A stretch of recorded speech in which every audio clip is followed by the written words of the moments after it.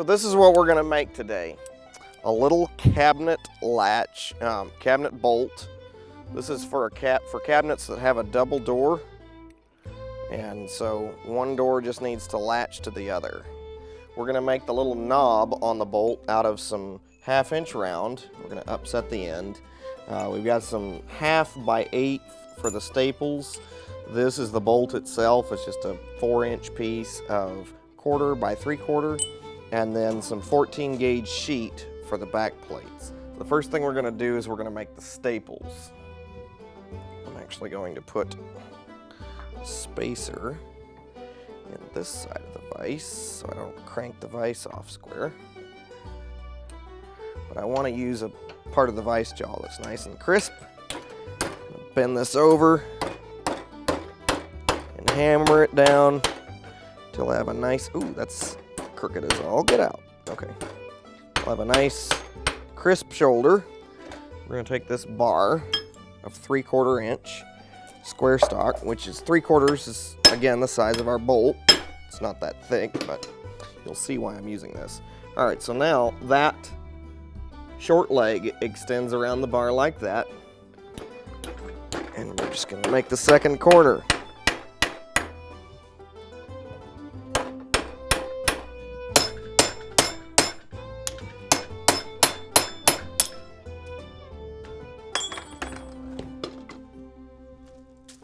It'll be nice when I have a wall there to catch my small parts. I need another cup of coffee.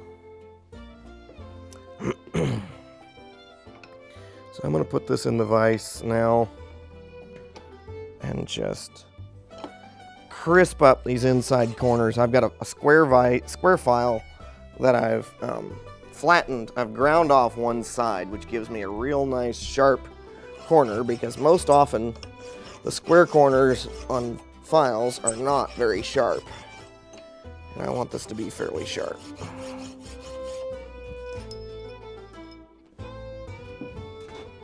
So the next step is going to be making the plate.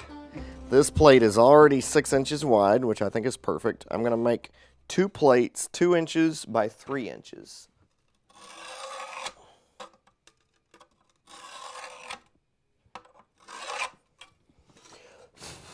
Just enough line I can see it. I think that'll do it. So these were not intended to go in an anvil. They were intended to go in a vise. I mean, not a vise. A workbench. A heavy workbench. But happens to fit my hardy hole all right. So that's what we're going to do.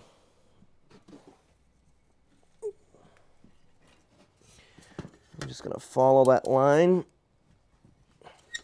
I could also cold chisel this plate.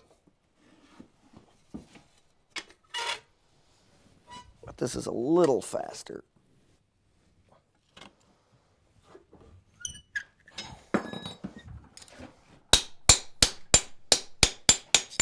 I like this little 1-pound hammer for cold work on small things. I usually, on a plate like these, do a filed bevel, but these edges are so clean from the shear, and this is kind of a, I don't know, a more rustic project, I guess, even though I don't care for that word usually, but I'm just going to do a hammered bevel.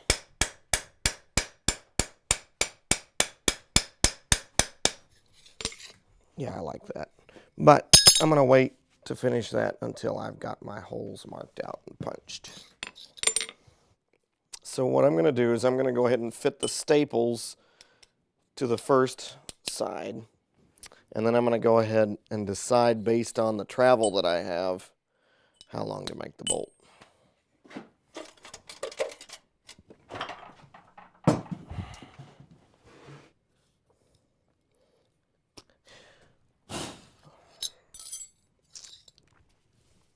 And now I'm going to lay out a line 1/2 inch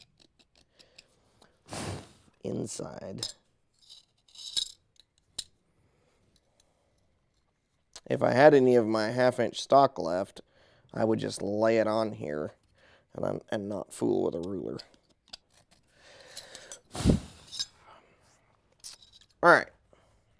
So to punch these slots that I need to punch, I'm going to use the vise as my bolster and hope that I don't chew the vise jaws up any further. So I'm just going to make it so that the punch is a slightly loose fit.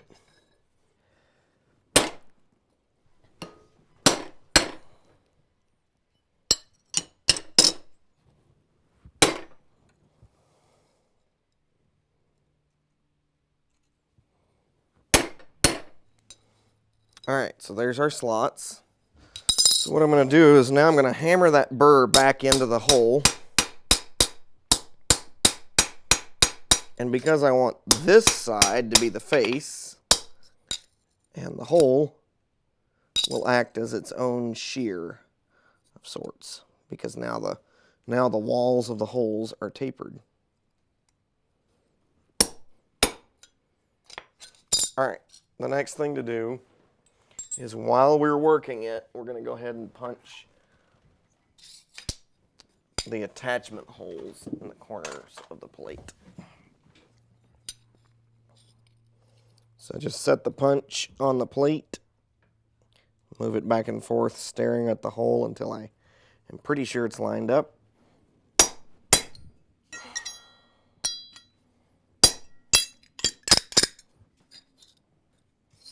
Because the punch makes a rag around the hole on the back side, when I pound that back in, it creates a naturally countersunk hole so that we can use traditional flathead screws in those holes without any extra work.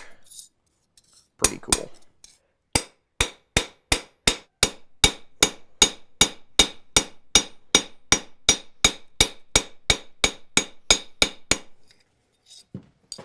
Ooh, that's pretty.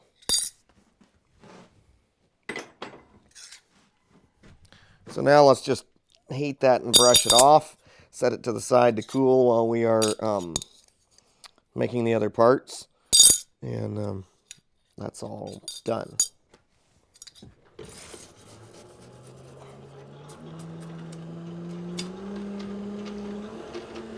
In most cases, for most projects, I probably wouldn't even bother blackening the plate.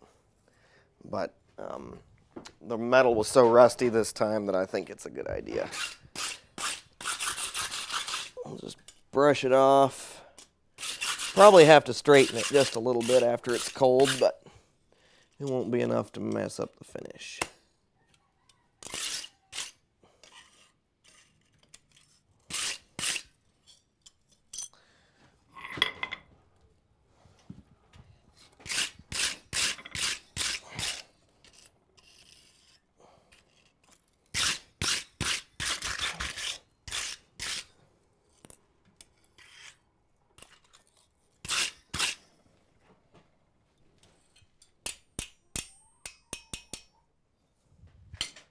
All right, we're going to leave that there to cool, and we're going to go fit staples.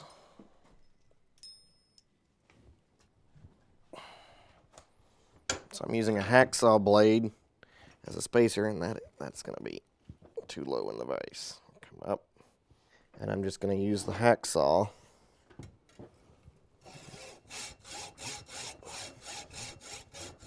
and I'm doing this by eye, but obviously you do what you're comfortable with and lay it out more carefully if you'd like.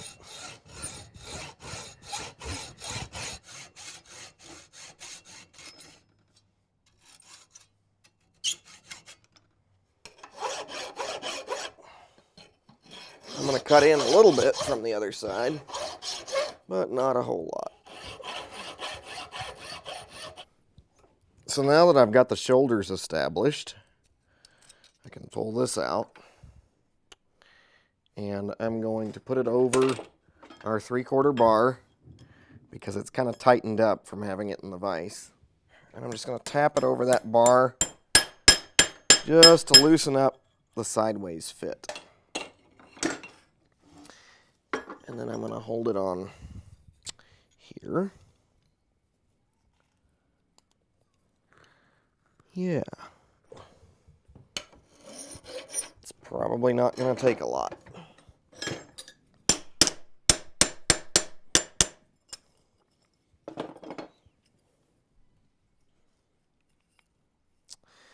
And there's one staple.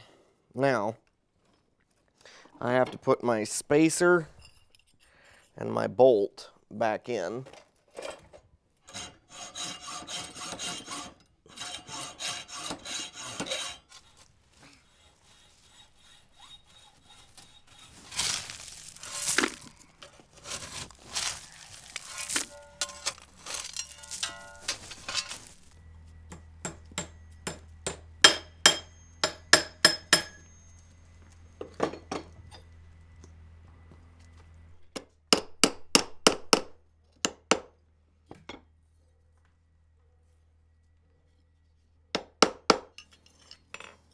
So I've made these holes. I don't know if you can see it on the camera, but I've made these holes ever so slightly countersunk, and that can be done a number of different ways. Filing, or just being careful which side you punch from. That means that these tenons, even if they're flush, they are locked in really, really well. All right. So what we're going to do now is we're going to make sure that these sit fairly well. All right, so now we have those done, and we need to make and fit the bolt. So I've got my piece of 1/2-inch round stock, and I'm going to heat the very end and isolate the heat by quenching the bar off in the water, and then we're going to upset it in the swage to form our knob.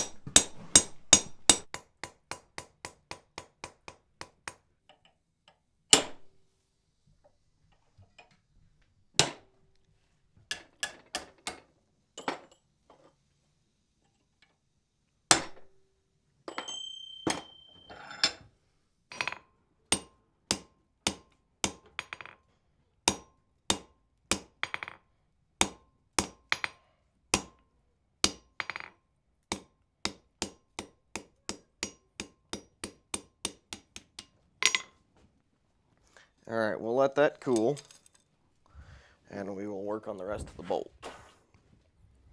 So if y'all didn't catch it, I made a major mistake, and rookie mistake, something I knew better, just wasn't thinking.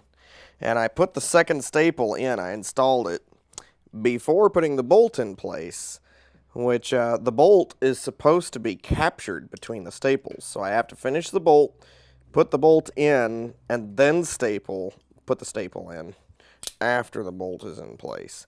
So I've got the bolt cut to length. I've got it marked for where the knob is going to go. That just fell on the floor. I'm planning for these to have about 1/4 inch between them.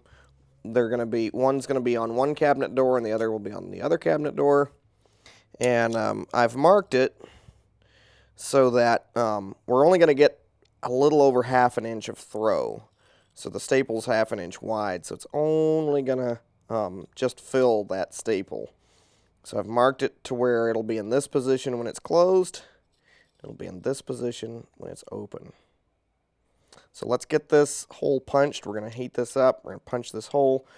Then we're going to make the tenon on the knob, get it in there, get it riveted, and get everything filed to fit nicely.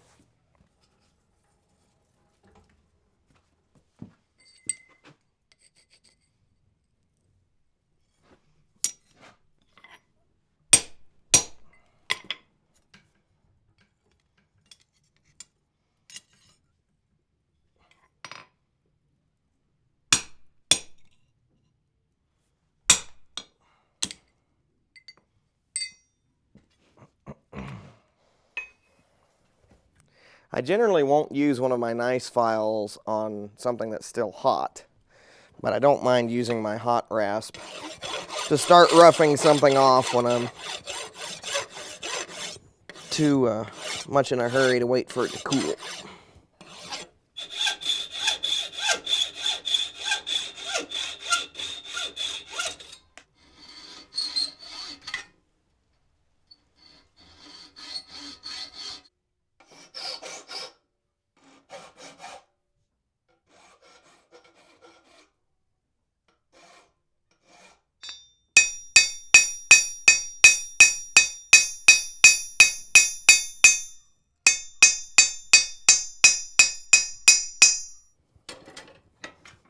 All right, there's our knob. All right, we're gonna put the tenons through, put the staple in place, little spacer in there.